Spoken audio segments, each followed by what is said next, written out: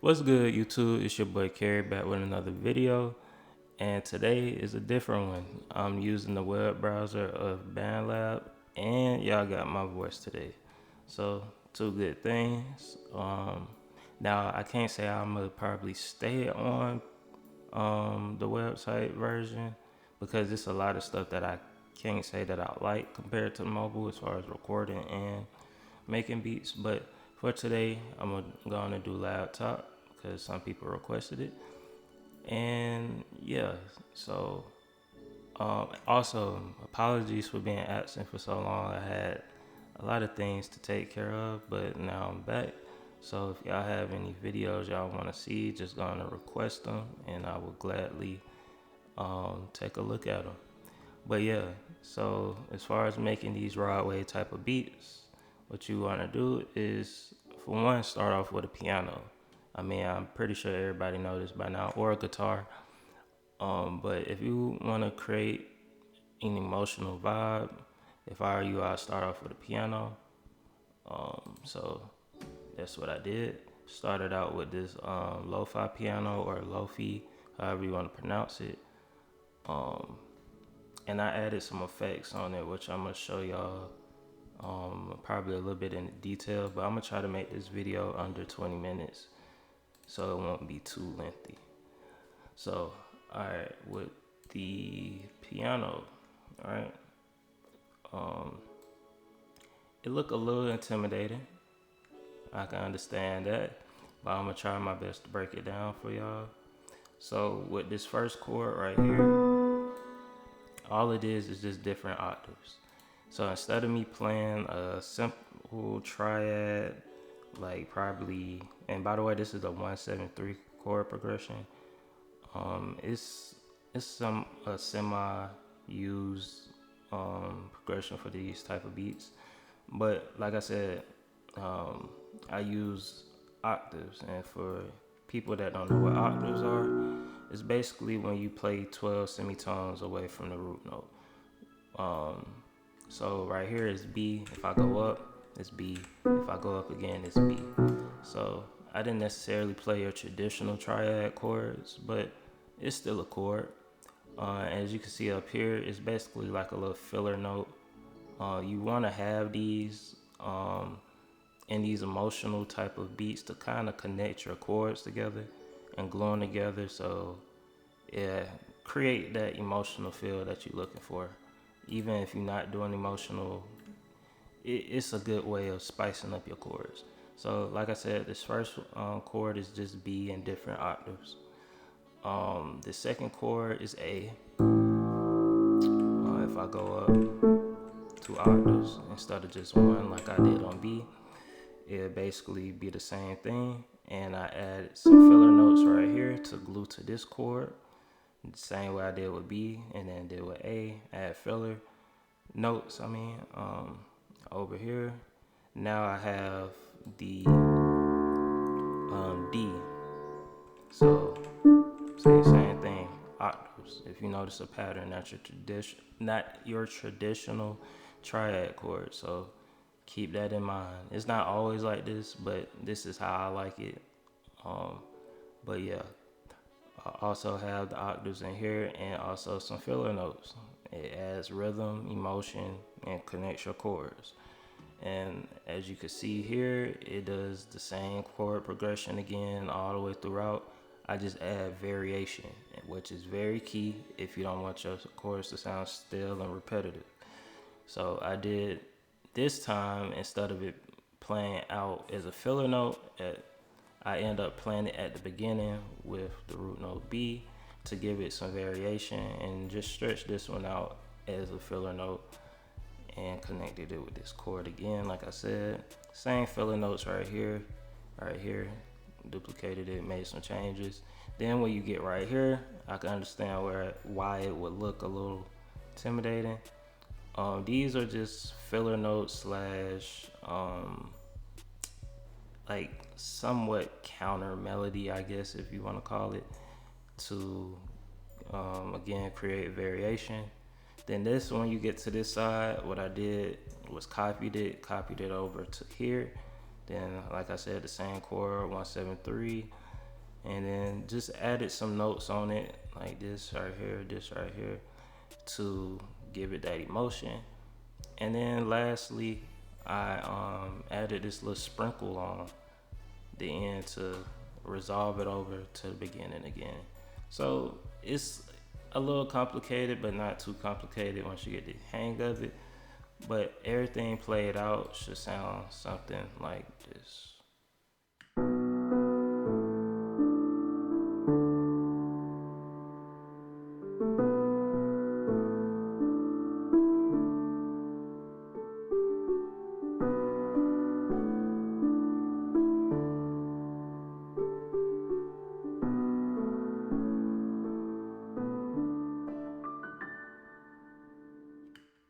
So that is the first chord progression, right?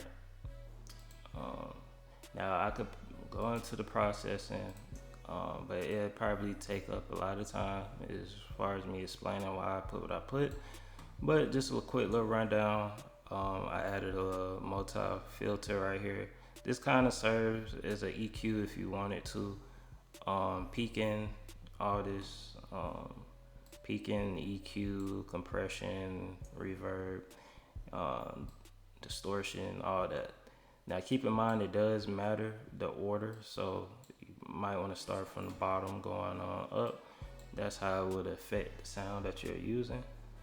See, I titled it Pain Piano.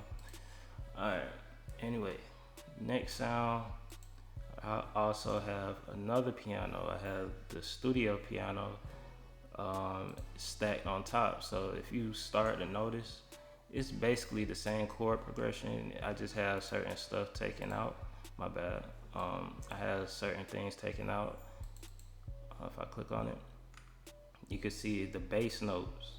I had 3, so I had B, B, and B. Now I just have B and B. Same thing go with the other notes. Not the I don't have the root notes up under here. And I did that to kind of bring light towards this mid-range and give that character. And nothing really changed as far as the filler notes. They were probably up here at first, but I dropped them down. And that's pretty much explaining it. So I'm gonna just play this out as well.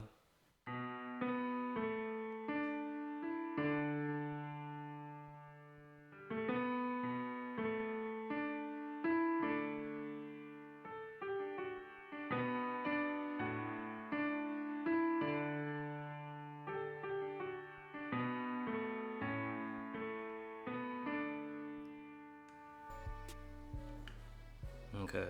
Now, one thing I did forget to mention on the first piano, make sure you strum your chords because it give it that realistic feel. You're not playing everything at the same time. As I know, like you probably heard a lot of people say, which is true. And also with doing that, you want to change the velocity. This little knob up here, you want to change it. If you notice, it's different from this one. But basically what that's doing is adjusting the strength of how present the note you're playing is going to be. So if I put this note to all the way down here, you see how much softer that is. So when playing the piano, that's one thing you just want to make sure you do: strum and adjust velocities. Alright, so on to the next sound, you have the bass line, very crucial. This is what's gonna give your chords that groove and rhythm. I mean, if it'll pull up, goodness. Alright, this is what's gonna give your chords that rhythm and groove that you most likely hear in most of the Ride Wave songs. So to establish a bass line like this, what you want to do is put the bass line from your chords. So as far as starting off, don't start too complicated. Just start off with the original chord bases from your piano. So the 1-7-3, B, A, and D started off normal, and then as you can see right here, these are my filler notes in the bass line to give it that extra groove slash bounce, whatever you want to call it. Then you come here, same thing, little stab to play it again with a lower velocity, and etc. So this is the bass line played out.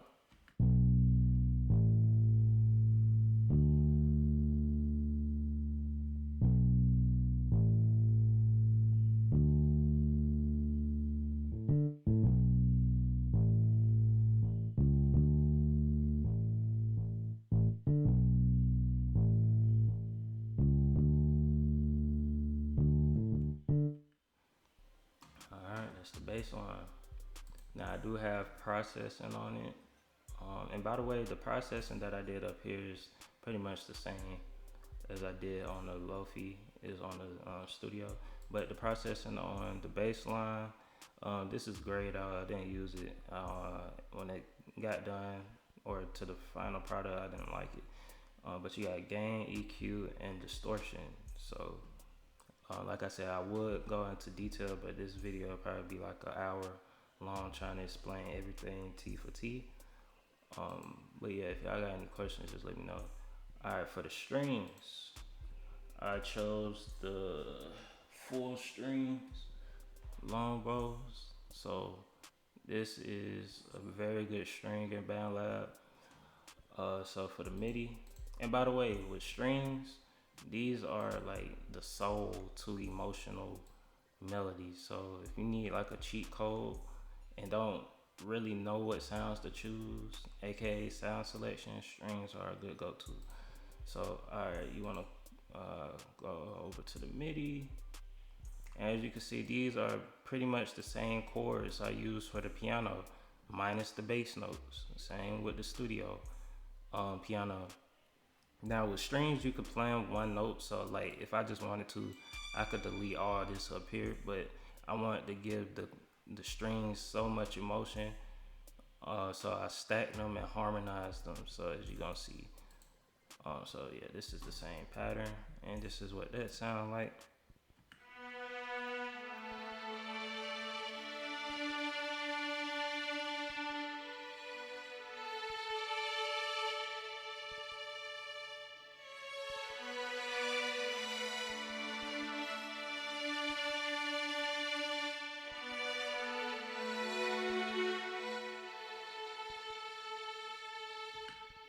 So pretty much like a pad.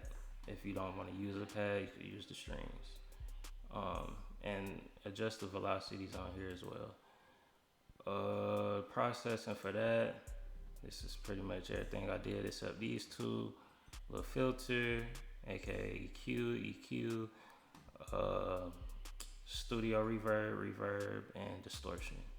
So nothing too crazy. And you want to make sure you take the low end out of everything except for like the bass and probably your main piano, because you don't want it to clash with your drums later on.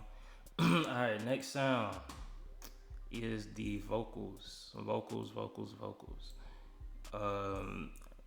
Ride Wave song without vocals, I'm like, how do you not have them? So anyway, I got these vocals from out of the BandLab library. Now I can't say I know where they at now because they not saved on this computer when I go to my library. But any vocals will do. This one just fits well with the overall sample. So I just plug these in, make sure they sound good. And as you can see, they got a chop right here. And yeah, this is what the vocals sound like.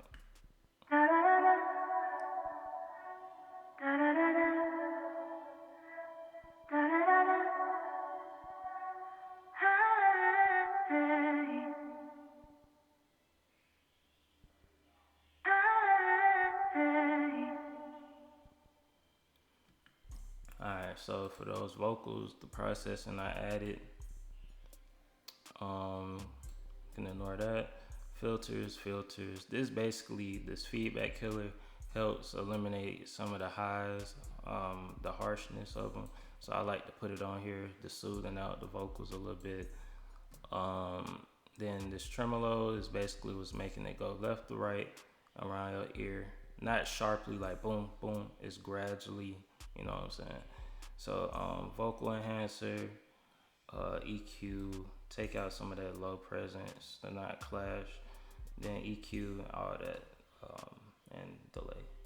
So on to the next. You got your guitar wah. I believe I got this from Timmy the Hitman Youngboy kit, but you can also use the Youngboy wahs and stuff on Rod Wave beats as well. So this is what the wah sound like.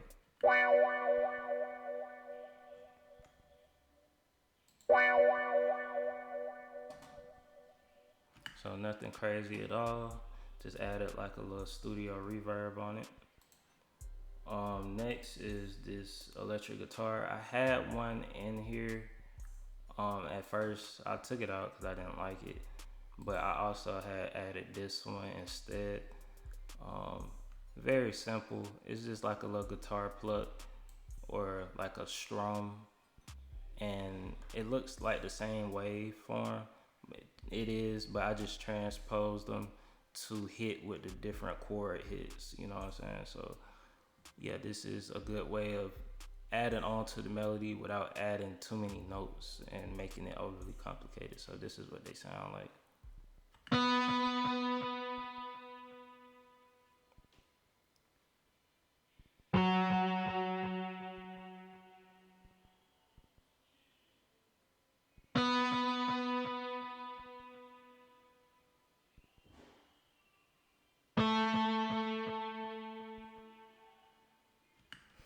Alright, so that's the electric guitar. Sometimes you may hear.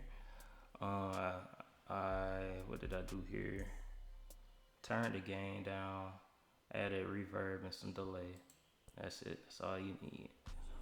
Now for the parts that you necessarily don't need, but if you want it to sound as professional, this is up that alley. So you want to start adding soundscapes to your beats, or to your loops, I should say.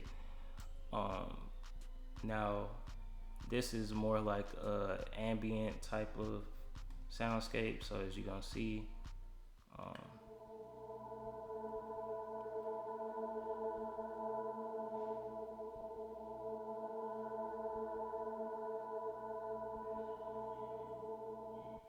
nothing crazy. Basically, all this is doing is giving your loop ambience and making it feel like it's somewhere, like an environment. That's the best way I can explain it. And I also got it from the BandLab library.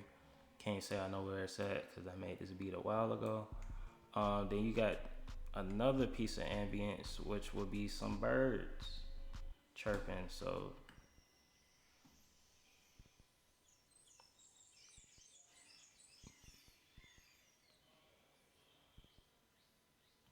nothing crazy. Same with this one. Just good little soundscapes to give you that warmthness to the sample. What's next? Next is this little perk sound I use. It's not necessarily a perk loop, but it's like it's an accent. That's what I feel like it is. It's an accent to the overall. overall sample.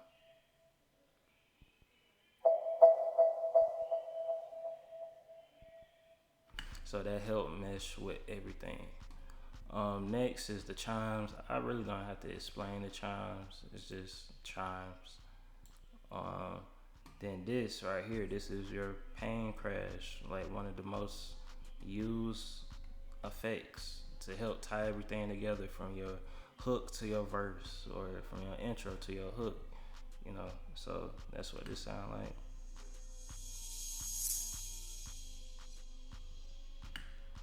Make sure you have this somewhere in your kit. And then this is a must go to transition sound that I have. Not needed, like I said, none of these are needed, but just help gives the sample that professional sound. So yeah, man, I hope I explained the melody part enough to the point that y'all kind of got a basis to go off of. But if not, let me know what you need help with in the comments, and I will gladly help you guys. So yeah, other than that, let's move on over to the drums. Oh no, matter of fact, let me just play the melody out for y'all. My bad. And by the way, this is uncut, so I may mess up a lot, but it's fine. All right, this is the melody played out.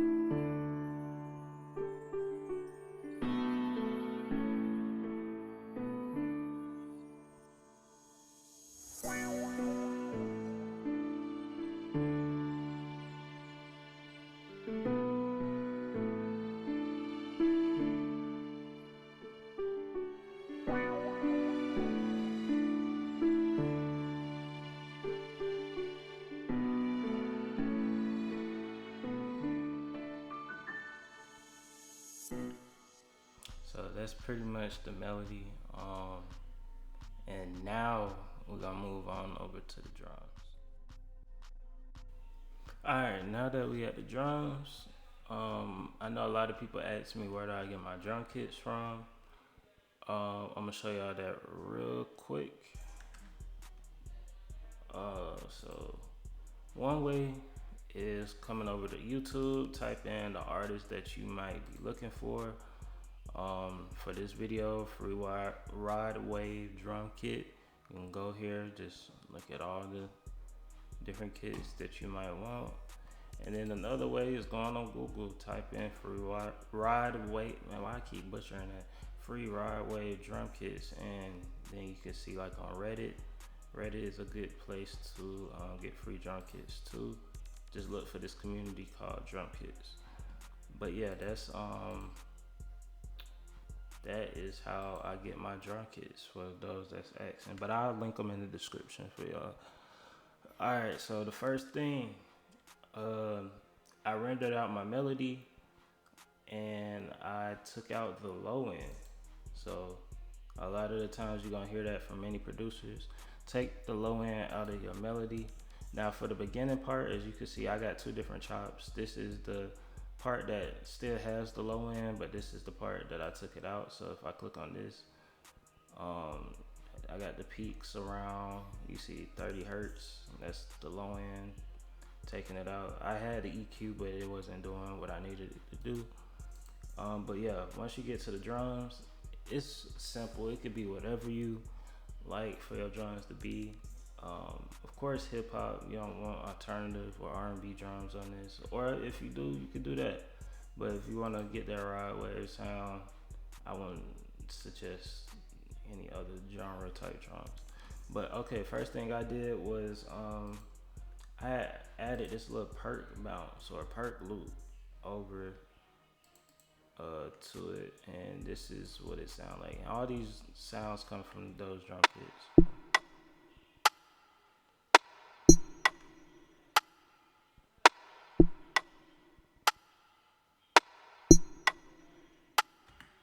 So that is what the whole bounce is going to be surrounded by, this perk loop, right? So, and by the way, I used this little perk right there for the clap, like your traditional clap pattern on the third beat. And now you got your counter snare right here is what I use. I got a whole track of them. I don't know why I can't hear them. My bad. But anyway, these are counter snares, and as you can see, they got different colors for different velocities.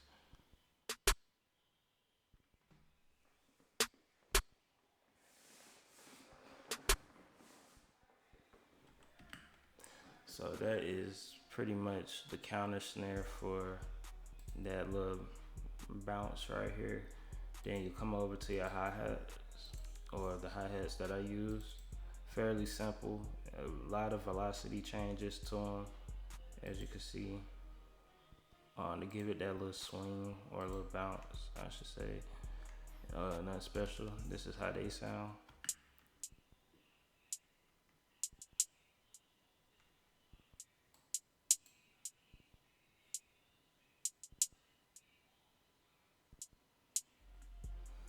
Fairly simple. Then you come over to your open hat.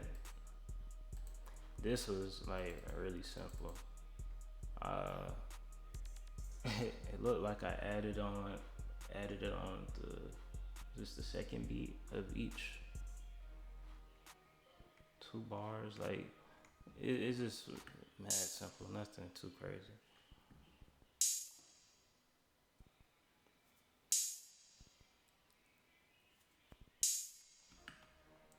That's the open hat. Then you go on down. I'm gonna come back to the 808s. For the shakers, same thing, fairly simple. Just spread it out, fill in some of these empty pockets, as you can see, like right here. It's fairly empty, so good place to put the little shaker and give it some extra bounce. I guess I'll play it, but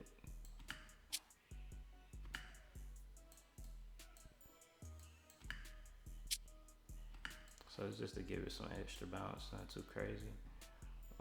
Then you got the kicks.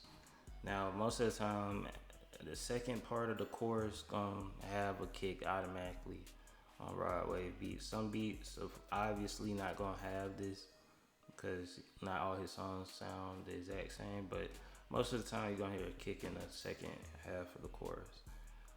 But this is what that sounds like.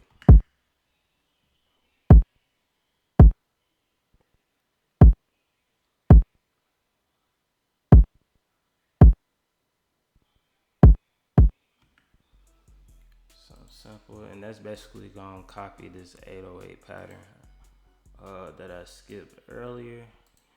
And to get an 808 pattern, you basically just taking the bass notes from your chords and just adding different rhythms to them to give it the bounce with the other drums. And this is what that sound like.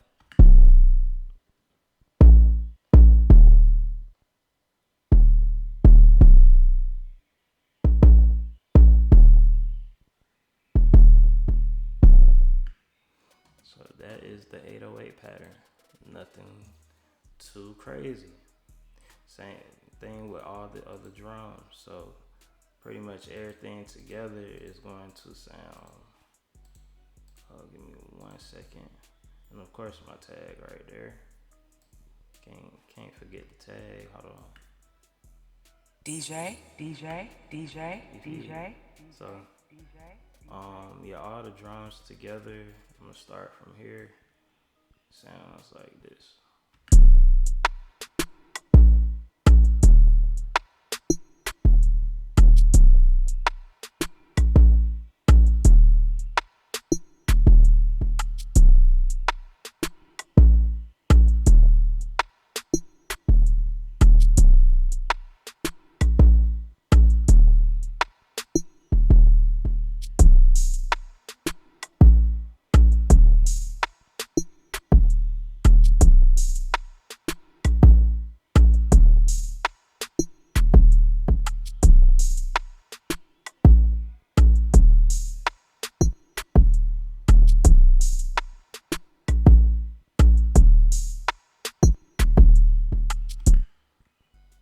Fairly simple.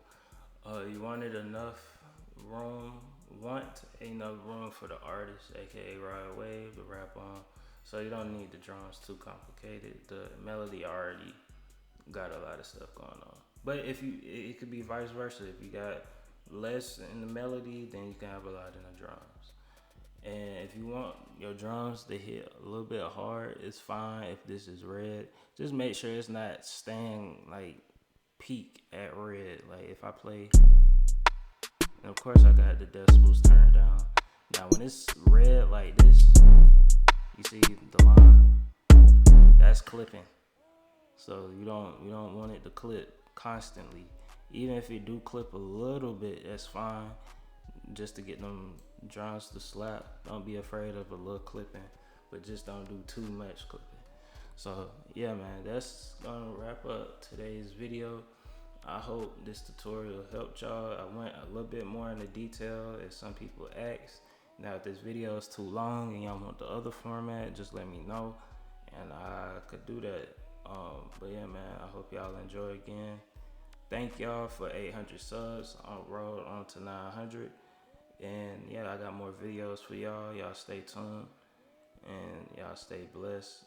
I'll talk to y'all in another video and see y'all. Peace.